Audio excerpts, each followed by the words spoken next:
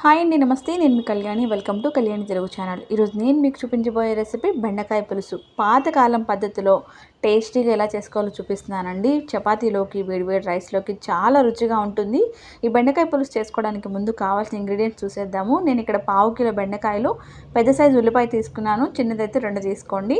Medium size 2 టమాటాలు, పెద్దదైతే 1 తీసుకోండి. అలాగే తాలింపు దినుసులు, కరివేపాకు, పచ్చిమిర్చి, ఎండుమిర్చి, పొట్టు తీయకుండా పెట్టుకున్న వెల్లుల్లిపాయలు ఒక 5 రెబ్బల వరకు తీసుకోండి. కూరగాయ ముక్కలన్నీ శుభ్రంగా కడిగి చిన్న ముక్కల కింద కట్ చేసుకుని పెట్టుకోండి.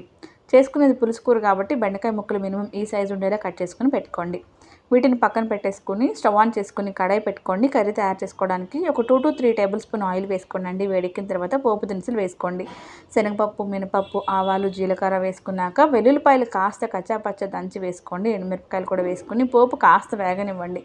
ఇది కొంచెం వేగిన తర్వాత కట్ చేసుకుని పెట్టుకున్న ఉల్లిపాయ ముక్కలు, పచ్చిమిరపకాయ ముక్కలు, కరివేపాకు కూడా వేసుకుని ఉల్లిపాయలు కాస్త కలర్ మారేంత వరకు ఫ్రై చేసుకోండి.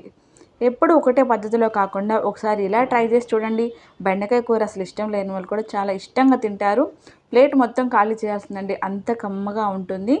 ఉల్లిపాయలు అయితే వేగిపోయినాయి. ఈ కలర్ వస్తే సరిపోతుందండి. ఇప్పుడు ఇందులోకి కట్ చేసుకుని పెట్టుకున్న బెండకాయ ముక్కలు వేసేసుకోండి. బెండకాయ ముక్కలు వేసుకున్నాక ఒక 2 నిమిషాల పాటు మంటని హై ఫ్లేమ్లో పెట్టుకొని బాగా ఫ్రై చేసుకోండి. 2 మినిట్స్ తర్వాత మళ్ళీ మంటని మీడియం ఫ్లేమ్లోకి టర్న్ చేసుకొని మీరు ముందుగా కట్ చేసుకుని పెట్టుకున్న టమాటా ముక్కలను కూడా వేసేసుకోండి. ఈ టమాటా ముక్కలు కూడా కాస్త వేగి మగ్గేంత వరకు కలుపుకోండి. ఆ తర్వాత ఇందులోకి 1 by 1 స్పైసెస్ అన్నీ వేసేసుకోండి. పసుపు, రుచికి సరిపడా ఉప్పు. నేను ఇక్కడ రాక్ సాల్ట్ వాడుతున్నానండి. పులుసుల్లోకి రాక్ సాల్ట్ అయితే చాలా బాగుంటుంది.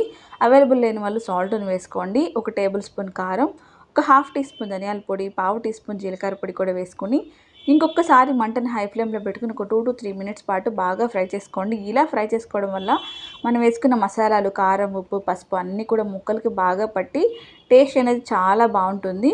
ఇలా మొత్తం మిక్స్ అయిన తర్వాత చిక్కగా తీసుకున్న చింతపండు గుజ్జు ఒక 1 కప్ వరకు పోసుకోండి. అదే కప్పుతో 1 కప్పు నీళ్లు పోసుకోండి. ఒకసారి కలుపుకొని కారం, ఉప్పు అన్నీ సరిపోయింది లేదు చెక్ చేసుకోండి. ఏదైనా తగ్గినట్టు ఉంటే ఈ కన్సిస్టెన్సీ ఉండగానే వేసుకొని కలుపుకొని మూత పెట్టేసుకొని మధ్య మధ్యలో కలుపుకుంటూ 10 నుంచి 15 నిమిషాల పాటు చిన్న మంట మీద బాగా ఉడకనివ్వండి. ఒకసారి మూత వేసుకొని కలుపుకొని చూద్దామండి. ఇంకొక 5 మినిట్స్ పాటు కుక్ చేసుకుంటే సరిపోతుంది. 5 మినిట్స్ అయిపోయిందండి. మూత తీసుకుని గ్యాస్ ఆఫ్ చేసేసుకోండి. కర్రీ అయితే రెడీ అయిపోయింది. చివరిగా సన్నగా చాప్ చేసుకుని పెట్టుకుని కొత్తిమీర కూడా వేసేసుకుని వేడిగా సర్వ్ చేసుకోండి. అంతే అండి, ఎంతో టేస్టీగా ఉండే పాతకాలం పద్ధతిలో బెండకాయ పులుసు అయితే రెడీ అయిపోయింది. మీరు కూడా మీ ఇంట్లో ట్రై చేయండి, మీకు కూడా చాలా బాగా నచ్చుతుంది. ఈ వీడియో మీకు నచ్చింది అనుకుంటున్నాను. వీడియో నచ్చినట్టయితే ఒక లైక్ చేయండి. అలాగే మీ ఫ్యామిలీకి, ఫ్రెండ్స్ కూడా షేర్ చేయండి. ఇలాంటి మంచి మంచి వీడియోస్ చూడాలనుకుంటే మన ఛానల్ సబ్స్క్రైబ్ చేసుకోండి. పక్కన గంట సింబల్ ఉంటుందండి, సెలెక్ట్ చేసుకుని ఆల్ ఎంచుకోండి. నేను ఏదైనా కొత్త వీడియో పోస్ట్ చేస్తే ముందుగా మీకు నోటిఫికేషన్ వస్తుంది. Thank you.